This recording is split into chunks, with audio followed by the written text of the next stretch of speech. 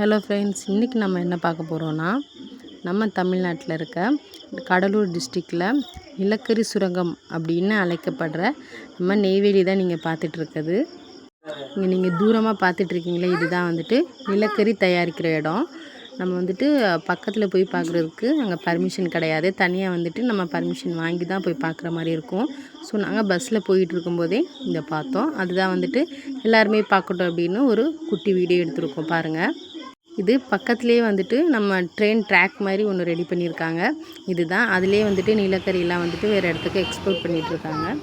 இதுதான் வந்துட்டு Neyveli bus stand. ரொம்ப சின்னதாக தான் இருந்தது. இங்கே நெய்வேலியில் வந்துட்டு ஒரு 3 ஸ்டாப் இருக்குது. என்எல்சி, நெய்வேலி, டவுன்ஷிப், இந்த மாதிரி ஒன்று இருக்குது. நம்ம திருச்சி, சென்னை அந்த மாதிரி பெரிய பஸ் ஸ்டாண்ட் கிடையாது.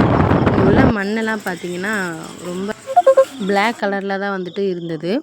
ஏன்னா வந்துட்டு அங்கே நிலக்கரி அதிகமாக எடுக்கிறதுனால அது மண் எல்லாமே இப்படி தான் இருக்கும். நிலக்கரி எப்போ வந்து இங்கே இருக்குதுன்னு கண்டுபிடிச்சிருக்காங்கன்னா 1930 தான் வந்து தெரிஞ்சிருக்கு. வந்து விவசாயத்துக்காக வந்து கிணறு தோண்டும் போது கருப்பு கலரில் மண்ணெல்லாம் வரும். சரின்னு அதை வந்துட்டு ஆராய்ச்சிக்கு அனுப்பி அதுக்கப்புறம் தான் கண்டுபிடிச்சிருக்காங்க இங்கே நிலக்கரி இருக்குதுன்னு. இது எப்படி உருவாகுது அப்படின்னு பார்த்தோன்னா வந்துட்டு பல வருஷங்களாக, மில்லியன் வருஷங்களாக வந்துட்டு ஒரே இடத்துல தாவரங்கள் அப்புறம் வந்துட்டு இந்த மண்ணெல்லாம் ஒரே இடத்துல படிஞ்சு இருக்கிறதுனால நிலக்கரி வந்துட்டு உருவாகுது அப்படிங்கிறாங்க. இதை வந்து கண்டுபிடிச்சி நமக்கு மின் உற்பத்தி செய்கிறதுக்காக நம்ம நிலக்கரியை பயன்படுத்திகிட்டு இருக்கோம்.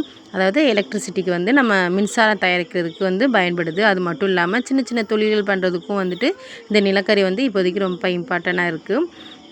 வீட்டுக்கு வந்தாச்சு.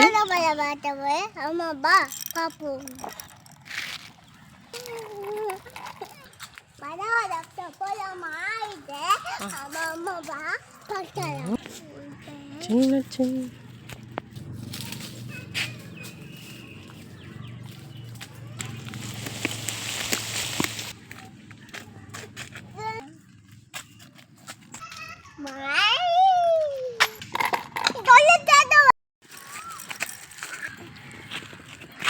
ये बोला ना आके देता ये तो लमा देता केलो बच्ची तो हम पोला मा वांगा पोला मा दा आता है ना दा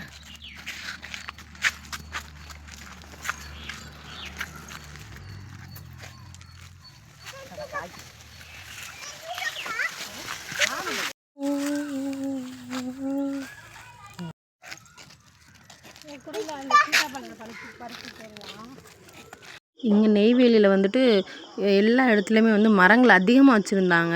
நம்ம ஊரில் விட நாங்கள் நெய்வேலியில் அதிகமாக இருந்தது. ஏன்னா வந்து பொல்யூஷன் வந்து அதிகமாக இருக்கும் அப்படிங்கிறதுனால, நிலக்கரி தயாரிக்கும் போது அதோட மாசு காற்றெல்லாம் வரும் அப்படிங்கிறதுனால எல்லார் வீட்லேயும் மோஸ்ட்லி நிறைய மரங்கள் இருந்தது.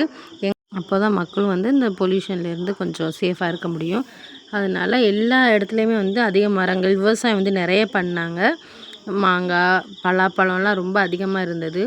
எல்லா வகையான பழங்கள், காய்கறிகள், காயெல்லாம் ரொம்ப கம்மியான ரேட்லேயே கிடச்சிது. ஃப்ரெஷ்ஷாகவும் இருந்தது. நம்ம இதெல்லாம் வந்துட்டு சின்ன வயசில் புக்ஸில் படிச்சிருக்கோம். பட் வந்து நேரில் பார்க்குறது ஒரு லக்கு. ஸோ வந்துட்டு பக்கத்தில் பார்க்க முடியலாட்டியும் தூரமாக பார்த்த ஒரு ஹாப்பி இருந்தது. கண்டிப்பாக நீங்களும் பாருங்கள்.